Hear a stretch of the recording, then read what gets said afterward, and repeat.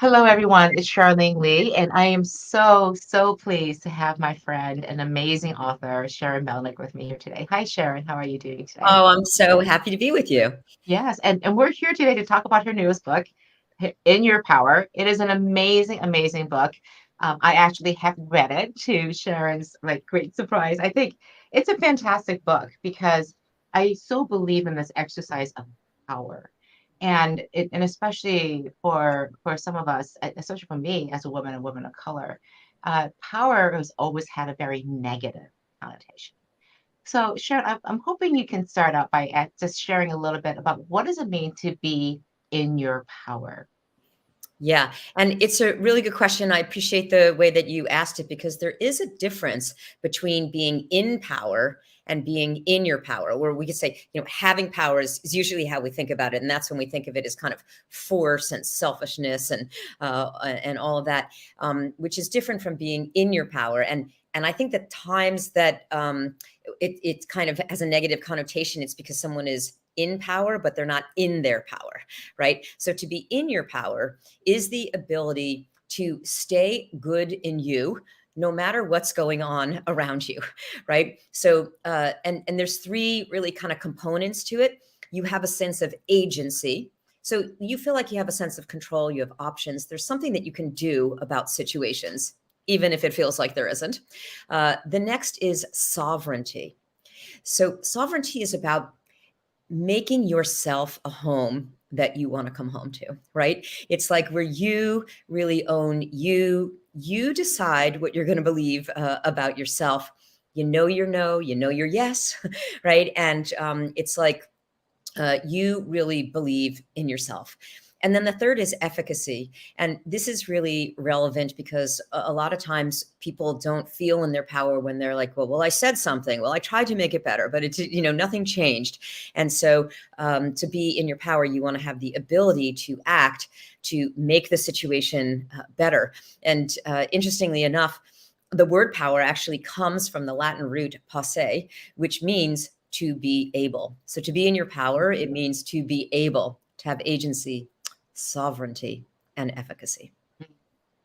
I love that to be able, and I love one of the things you wrote in your book.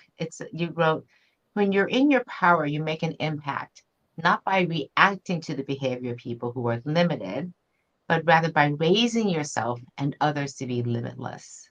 And I love that because so oftentimes we're being brought down, especially for people who listen, who I write, work, and write and broadcast to. We're leading so much change, so much disruption, and there are people who are always just like, no, don't do that. We just don't always done things this way. It feels like there's this really interesting dynamic between you being in your power and then being able to lift up all the people around you too as well. But you have to start with the power inside of you. So, Yeah. Well, a lot of times when we're not in our power, the way that we try to resolve situations or make them better perpetuates them and then makes them worse because nothing changes over time. And then just get demoralized and burnt out by it. And when you're in your power, you shift the power dynamic. And that's why it's so important for you to be in your power, because otherwise, we're just kind of tracking the behavior of the people who aren't changing, who we're blaming and feel done to, you know? And in that way, where is all your energy going to, right? You're leaking your power. And in a way, you're giving them all the power to kind of dictate how policies are going to go or how the culture is going to be.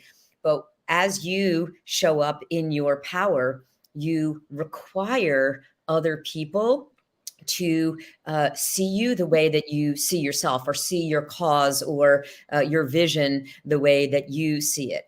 It compels other people to kind of see your level of authenticity and engagement, and to kind of it raises them to meet you, rather than, if you're someone who's trying to make a big change in the world, you're paying a lot of attention to kind of how things aren't, how they need to be. And it's just a big drain on you. So that's why it's so important in that way. Energetically, it will help you kind of have access to that renewable energy source. as you stay in your power and know how to get back in your power, even when things can be frustrating on a day-to-day basis. Mm. What's really interesting is, in order to stay in that power then requires the sense of what you control and what you don't control. I always like to say we live in a world where we have this fallacy of control, where we think we can control things, but what can you really control in the end? Only yourself. Can you talk a little about that? You talk about being something like a 50% rule, and how you really have to think about what you can control, can't control, because that is the root of being in your power. Yeah. And so, in any situation, that's like a really helpful first resort question. Where's my power? Where's my power in this situation? And you can just start by sorting out all the aspects of the situation. What are the aspects of the situation I can control? I call this your 50%, right? And distinguish that from the aspects of the situation you can't control, the other 50%. And many people, who are trying to make a big change that involves a lot of people and old mentalities, you might even think to yourself, like, yeah, well, I can't even control 10%, let alone like, 50, percent. But the thing is that the idea of the 50% is what you bring to the situation, right? So you can always control what you bring. And the 50% rule is, since there's actually so many things you can control, so as not to overwhelm you, I boiled it down to one thing, which is be impeccable for your 50%. Be impeccable for your 50%. Now, for the control freaks and the perfectionists, amongst us, I got you. It takes one to know one. And I'm not saying to be that, actually, because that's where you get burned out, is trying to control 100% of the pie, or over that kind of 51, percent line. So what I'm saying is, take 100% responsibility for all that goes on within your 50%, and put your energies into being really effective there. And that will keep you in a place of feeling empowered and not having your focus on things that you can't control, which again is just immediately leaking your life force. Hmm. I just want to have one comment from Kevin here. This is so relevant to him right now. So there are no coincidences, according to Laura's canon. So just wanted to share with you, Sharon, that what you're saying here is really resonating with people out there. I want to go back to this whole idea of burnout, because a lot of people are trying to push for change. We talk about change fatigue in particular. So, what are some ways that people can make sure that they're staying in their power and not being distracted by the things that they can't control? Because it's so hard to tell sometimes, and you're just banging your head against something that won't move. So how do I stay in that place and then make sure that I'm avoiding things like burnout? How can I even tell that I'm starting to burn out? Yeah. So I'd love it if we could take two different approaches to this. Let's start with the first one, which is, for any of you, thank you for being dedicated to creating change that's going to make it better for all of us. But it can really accumulate a lot of emotion on a daily basis. And I think that this is a really helpful way of thinking about burnout, because I think traditionally we thought of burnout in terms of like too much to do, not enough time, and it kind of just overtaxed our circuits. It is the case for all of us, these days with social media, checking our phones, and we just have too long to-do lists. That's true. But it's not only that. And it's important to conceptualize burnout this way, because otherwise the kind of take more breaks solution is not really going to help you. And then you're going to feel like there's what's wrong with you. You know what I mean? Or how do you have to change your life? So I think the thing that's really leading to burnout is not only too much to do, but too little control. Too much of this emotional churn, too much of this feeling like we can't feel seen or heard or making the impact that we're here for. And what this offers to you when you think about it this way is to actually know that actually you have so much more power than you think, even in these situations. And that's what we're here to, start taking an inventory of here today. But the first thing that I would do as a change agent is really get that, by you caring so much, having so much passion and dedication, And any moment that there's a disappointment or a kind of frustration with or overwhelm about how things are going, that starts to accumulate a negative emotion in your body. And it's really important for you to clear that emotion through in order for you to stay a clear channel, in order for you to renew your energy. Otherwise, it's just going to kind of build and build until you hit that kind of collapse response, where there's a different part of your nervous system that takes over when it hasn't been able to kind of, put out energy and then restore, put out energy and restore. Supposed to how, we're supposed to do it. But if you can't, if it's just building up, you're just going to go into burnout. So I would suggest a daily practice of really moving your emotion through and doing kind of what we understand is quote unquote completing the stress cycle. So that means moving the emotion through until you kind of have that felt sense like, okay, it kind of feels better right now, even if the change hasn't, taken place. But for today, like I'm back, I've reconnected with my own sense of sovereignty. And so this really could look like whatever it is right for you. I think we all have to come up with our own like practical, repertoire for this. So definitely vigorous exercise is really important for this. And, it's great to go for walks. Like, yes, have at it. But it doesn't, you have to do something that really matches the intensity and the valence of the emotion. So if you're really frustrated and really passionate, about this change that you want to make, then you need to do something that matches that intensity. It's a little bit more vigorous. So vigorous exercise. I would highly recommend, dance breaks, like no one's watching in between, meetings, turn your Zoom off and like have at it and really like, get it out. Or, go in your car and roll up the windows and just like let it rip with a scream or a fight song, or, smash pillows or chop wood or like, whatever it is, you know what I mean? Boxing bag, golf balls, not about the form, just get it out. But it's really, really important actually, for your physiology. And you'll see when you do this, even after the very first time, but when you kind of make this a regular practice, it's like you have so much more mental clarity and you remember who you are. It's like you appreciate yourself as that change agent. And I do actually in the book, I have a whole number of very practical exercises that you can do and links to, a video demonstration of them. So these are things that you can do in 1 to 3 minutes that really, really move the emotion through your system. And I think these are very, very practical for you. And, one thing I could even recommend just very simple that we can talk about here is if you're ever in a situation where, you just feel frustrated, you're kind of disappointed with how people are acting and you're tempted to react. Do you think this is going to be relevant for people, Charlene? Yes, So, very much so. Very much so. Because I want to keep going. Yes. yeah, please keep going. So if this is the case, this is just a very practical in the moment strategy is cooling breath. So cooling breath is, when we start to feel like people just aren't getting it and, they're limited and all that. And you start to feel that heat rise in your body, I would do cooling breath. This is a reverse breath. So you're going to open your mouth ever so slightly. You're going to breathe in as if you're sipping through a straw. Breathe out through your nose, regular breath. And keep doing it while I'm talking to you. So in through your mouth, as if you're creating a wind tunnel over the top of your tongue. And you should feel a cooling, drying sensation. Do you feel that? It's really, really good. So even literally like 2 or 3 breaths, I mean, that's like seconds. I mean, this is like a magic bullet here, folks.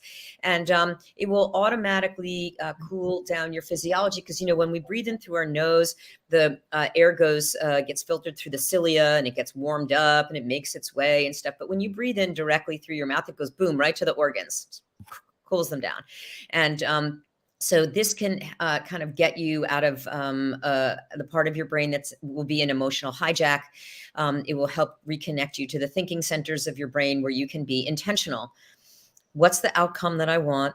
And who do I need to show up as in the service of this outcome? And so it just automatically kind of puts you in a better place. And you can think about how can I be the steward in this situation? So I'm able to see a vision of the future that the person I'm sitting with cannot. You know what I mean? So how can I help bring them along to see the vision of the future and to see what's in it for them? So this is a good example of you could be tempted to be reactive to the other person's limitations, but instead you raise yourself and others to be limitless. I love that. I mean, I really am going to use that a lot because as you know, I've joined a very large organization and the people in it are lovely. But it's a large organization and I'm not used to having to work around, work with people, get people to the cause. And I'm there as a change agent too, as well. So I'm often like banging my head against the wall going, how do I get to this? And just taking that step back, taking that cooling breath, clearing and understanding, well, they're here. I'm trying to get them there. What are the things that I can do, I can say to raise them up? And I love that image of raising them up to a place where they can actually see what we're talking about. So the book In Your Power is based on the framework of it is there's 12 power portals. So it's like in any situation that you feel stuck, like literally 360 degrees around you, any direction you look, like you can open up that chapter, walk through that portal, have a whole new way of looking at it, a whole new set of scripts and actions. And there is a whole portal that is devoted to kind of turning a no into a yes. So I think that, that's very relevant for anyone who, wants to conduct kind of a stakeholder influencing campaign, a strategic, influencing campaign. And there's also probably my favorite portal, which is the portal of powerful truth. So how to share a powerful truth in a way that engages and moves others to action. So I think this will be relevant. You want to talk about some examples? I would love to hear that. Like the powerful truth is such an important thing, especially for people who are trying to again lead a lot of change. So Yeah. So, there's definitely ways that you can engage people, and for some of you, I think a lot of the issue is going to be around how you message and position. For some of you, it's going to be around how to bring the people along who are kind of stuck in old mentalities, because it's what's in, it's not only where they feel comfortable, but where they get their resources from. And this is a power shift, right? So there have to be ways of helping them to feel comfortable with the change. So like I said, there's a lot of strategies in the book for this, but I also think that bringing a sense of urgency and even a strategic display of emotion, I think might be an appropriate strategy for some of you. And the reason that I say this is that I think a lot of people are kind of having the same conversation over again. Anyone? Right? And, it just feels like nothing is really moving. And you're just trying to think about what can I do or say that, kind of engages people. And so I would even encourage you to do the strategic display of emotion where you really, even if you just raise the sense of emotion, like just one notch. I'm not talking about being inappropriate or yelling or anything like this. It's not at all what I'm talking about, but I'm just saying like examples of this might be, Greta Thunberg, you know what I mean? Like at her, famous speech at the UN climate, like she brought a level, just raised the level of emotionality where it was riveting, like people in the audience were like, wow, she's really, I was just speaking at a diversity woman conference last week with Carla Harris, who's, the well-known leader at Morgan Stanley. And she was giving her pearls of wisdom. And she said, one of the things that you need to do is you need to be able to call a thing a thing. And I thought, we need to be able to call a thing a thing. And this is an example of, what I'm talking about. And if you could just, kind of say it in a way where it's just, it heightens people's awareness, enough that they're like, okay, we're listening to you, and we're concerned about the level that you're, kind of trying to raise us to, and so we're going to bring you our full attention.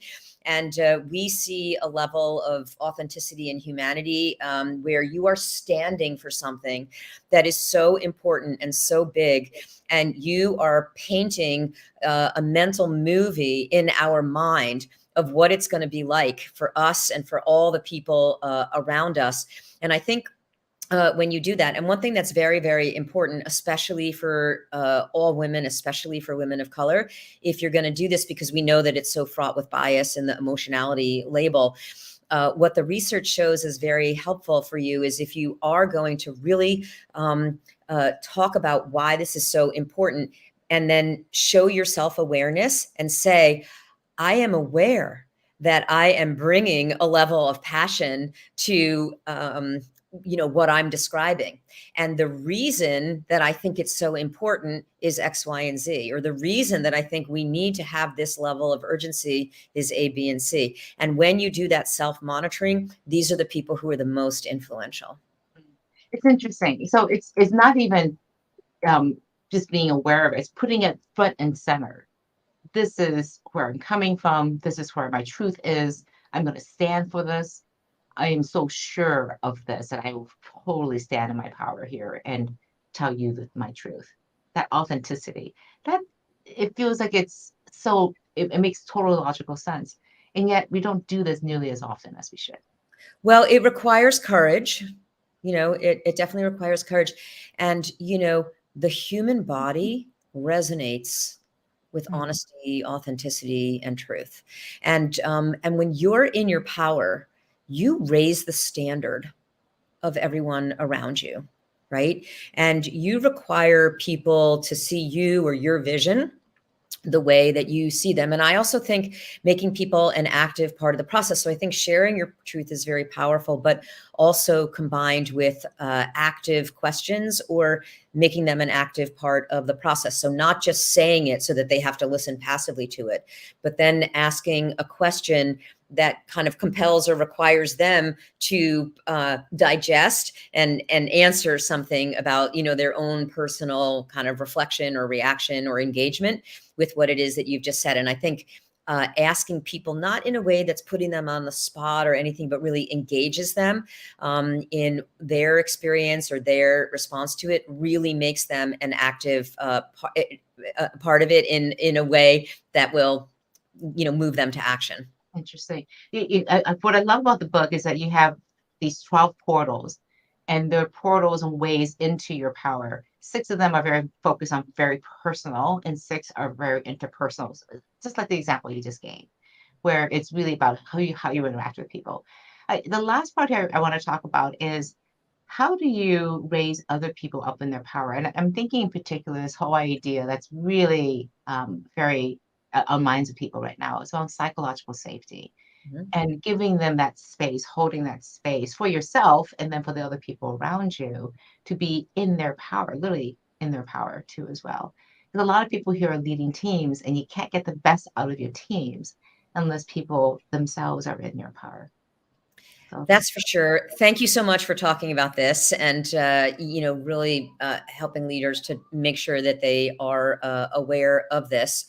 And yes, in terms of what you talked about in the book, so the first six of the portals is about being in your power, and then the second six are about using your power. And here's where psychological safety, I think it's a relevant application because you need to be in your power in order to make it safe for other people. So it's like it's almost like you have to know how to be safe in yourself, and in order to have empathy for other people, because if you're not, then you're going to be taking what other people do and say personally. You're going to need to kind of control information or the environment because you need to get an outcome in order for you to feel good in you, right? That's what it means to, these are examples of leaders who are not in their power. So, as a leader, you create the weather on the team.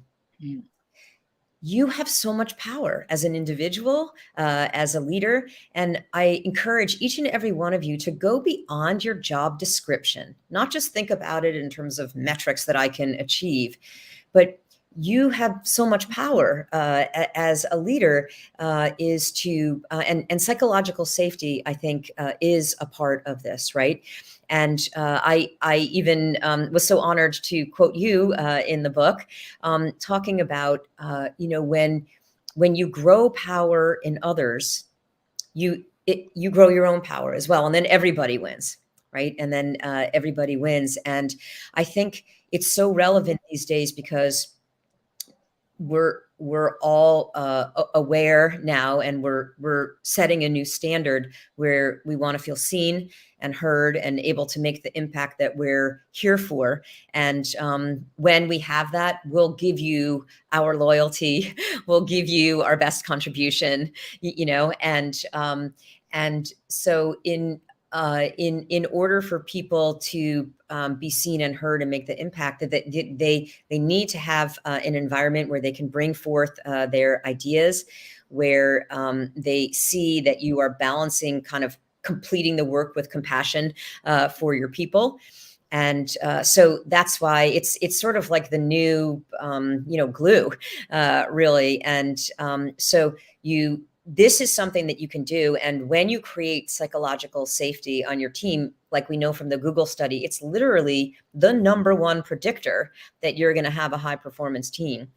Creating a sense of belonging is like by far and away the most important predictor of performance. So if any leader is thinking like, but I just can't get my people to, anything, which puts you out of your power. I understand that. I coach many leaders who, like, how do I get my people to, but the very first thing that I would ask you on your journey to kind of get your people to live up to your expectations is, who do you need to show up as in order for your people to be high performing? And the best news is that is 100% within your 50% control.